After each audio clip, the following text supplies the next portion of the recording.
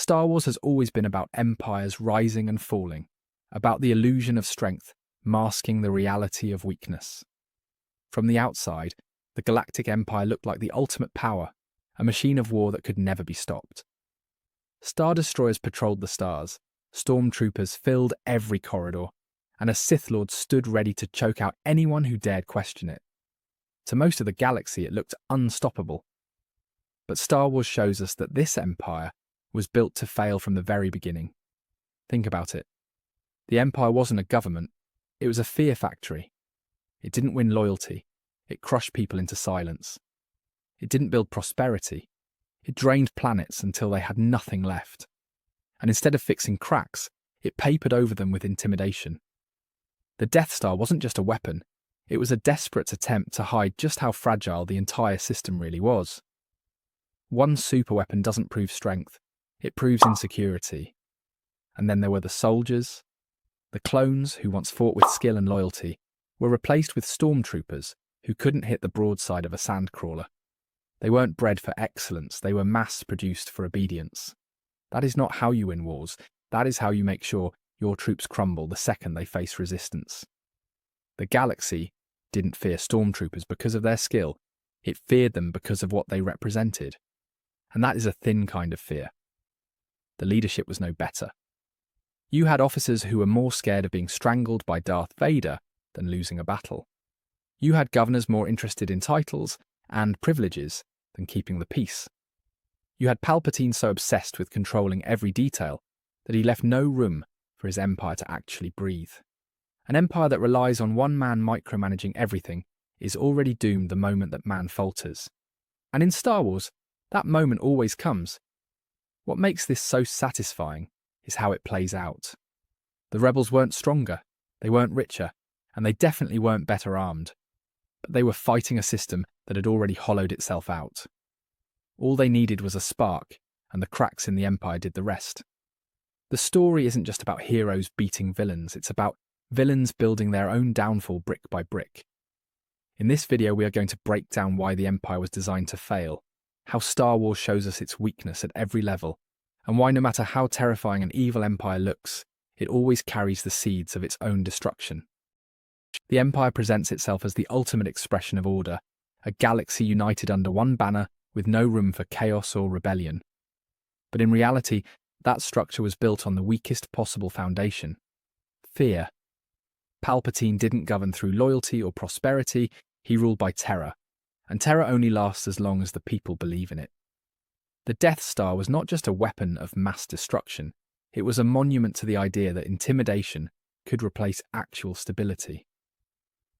Instead of building trust or systems that worked, the Empire decided it could scare entire planets into silence.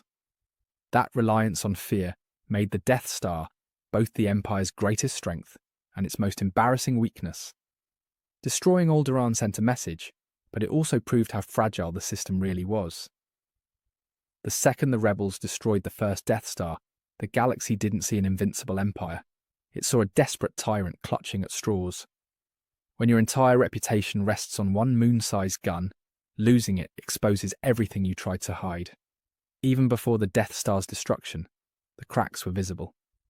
Star Destroyers looked terrifying, and fleets seemed endless, but they were stretched across too many systems. The Empire could not possibly control every sector at once, so it leaned on local governors, and Moffs who often cared more about personal power than imperial unity.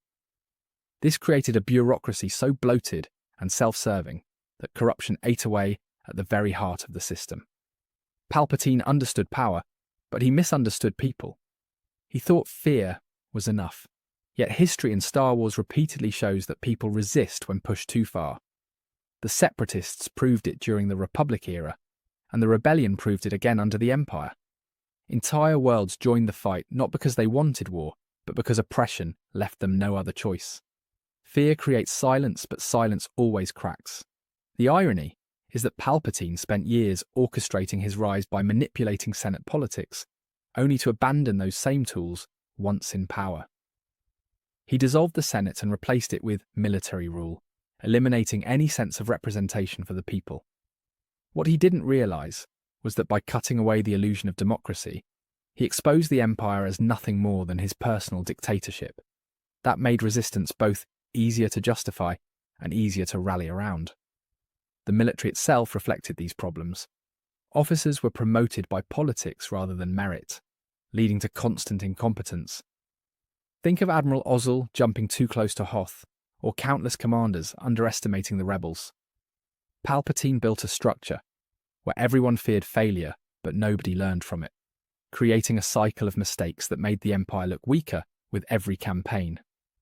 Stormtroopers were the ultimate symbol of this weakness. Unlike the clones before them, they lacked unity, skill, and even proper training. They were cheap, disposable, and designed to be intimidating in numbers.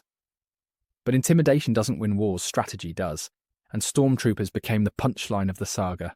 Their failures weren't just bad luck, they were baked into the Empire's design. All of this goes back to Palpatine's obsession with control. He wanted to micromanage every aspect of the galaxy, but no one person can manage an empire of trillions. By refusing to trust his subordinates and crushing dissent wherever it appeared, he guaranteed that the system could never function without him. Which means the second he faltered, the whole house of cards collapsed. The lesson Star Wars gives us here is timeless. Tyrannies look unstoppable until you notice how fragile they really are. They are brittle, not strong, because their power depends on fear, not faith. And the Empire is the perfect example of this brittle giant. The human cost of the Empire's design is something the films only hint at, but once you dig deeper, it becomes clear why the entire system was doomed. Stormtroopers were the face of the Empire, yet they were not an army built for victory. They were an army built for obedience. Unlike the clones who bonded as brothers and fought with skill, Stormtroopers were mass-recruited, poorly trained, and treated as expendable. The Empire didn't care if they were effective. It cared that they were cheap and replaceable. This shift from clones to stormtroopers reveals how little Palpatine valued quality. The clones had individuality, loyalty, and experience, but they also had opinions, and opinions were dangerous in a regime obsessed with control. So instead of nurturing an effective fighting force, the Empire gutted it and replaced it with endless bodies. That decision weakened the military immediately and set the stage for rebel victories. The same principle applied to civilians. Under the Republic, at least some level of representation existed, but under the Empire, entire systems became resources to be exploited. Workers, farmers, and industrialists were not citizens, they were cogs in a machine. The Empire didn't try to win their loyalty, it tried to crush them into submission. And when people live under that kind of system, rebellion becomes inevitable. Look at planets like Lothal or Ryloth in the extended canon. Their people didn't rise up because they loved the rebels. They rose up because imperial rule drained them dry.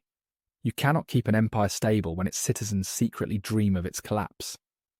Palpatine believed fear would keep them in line forever, but oppression builds pressure, and eventually pressure explodes.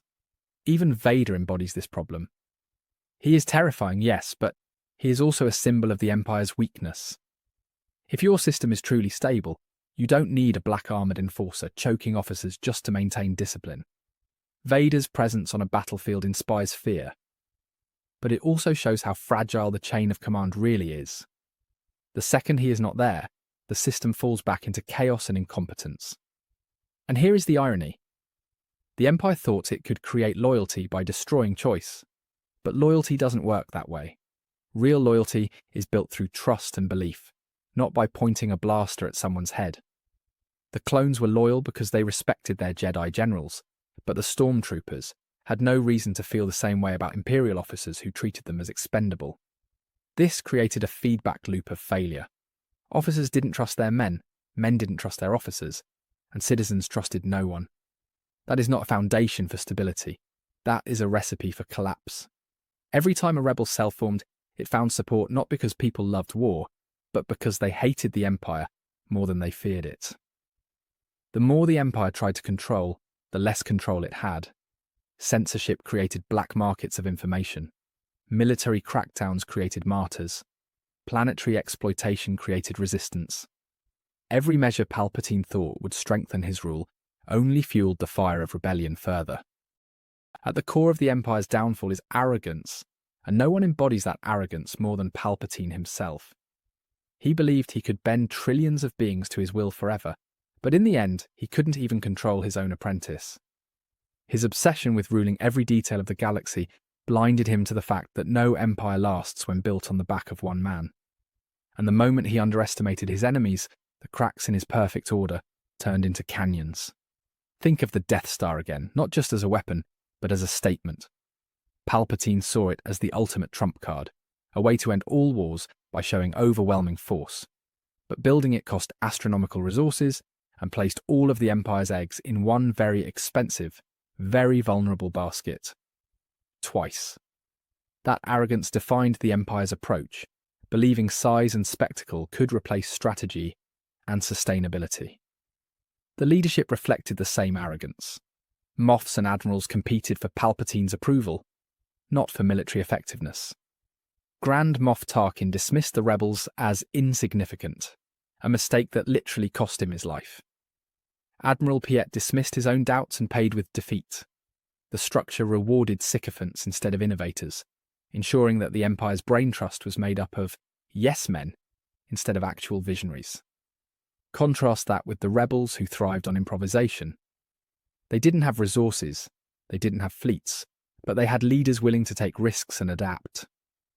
Mon Mothma, Bail Organa, and later Leia built coalitions by listening and persuading rather than commanding through terror. That flexibility made the rebellion stronger with each setback, while the Empire grew weaker with every failure.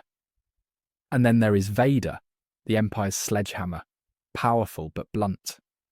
He embodied the arrogance of believing fear could hold everything together. Yet his very existence proved how flawed the system was.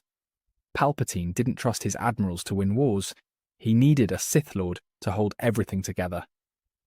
That isn't strength. That is desperation disguised as intimidation. The arrogance spread down to the rank and file. Officers laughed at the idea that Ewoks could pose a threat, yet they lost Endor to teddy bears with sticks. That isn't just comedic irony. It is symbolic of an empire that couldn't imagine being beaten by anyone it didn't already fear.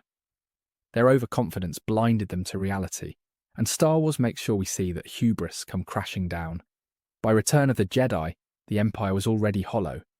The rebels didn't just kill Palpatine, they exposed the fact that without him, the system had nothing left. No loyalty, no stability, no foundation. That is why the fall was so rapid.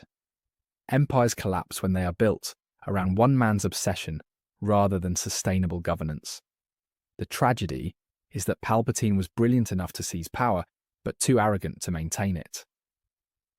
His genius as a manipulator blinded him to the fact that real power isn't about control, it is about resilience. And by refusing to build resilience into the Empire, he designed it to fail from the very start. That is the beauty of Star Wars storytelling. The bad guys don't lose because of one lucky shot or one chosen hero. They lose because evil systems are inherently unstable. The Empire looked unstoppable, but it was already breaking the moment it was born. And that is why, in the end, Star Wars proves that no matter how strong evil looks, it always carries the seeds of its own destruction. Thank you for watching. Be sure to like, subscribe, and hit that share button. My main channel is Critical Analysis Hub, where I post Star Wars content about the movies. My secondary channel is Critical Analysis Hub Plus, where I focus on the shows of Star Wars. And my third channel is Critical Analysis Hub XP, where I post comic books. Be sure to take a moment and check them out. Thanks, and may the Force be with you.